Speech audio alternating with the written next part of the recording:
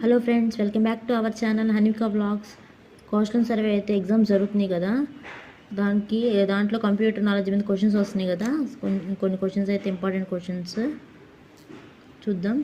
CPU అంటే full form central processing unit. And MS వర్డ్లో కొత్త ఫైల్ ఓపెన్ చేయడానికి షార్ట్ కట్ ఎలా యూజ్ చేస్తామంటే Ctrl+O. అండ్ ఎక్సెల్లో సమ్ ఆఫ్ అంటే ఫంక్షన్ అయితే మనం ఎలా యూజ్ చేస్తాం, symbol = some.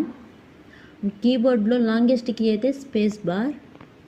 Computer temporary memory అయితే ర్యామ్.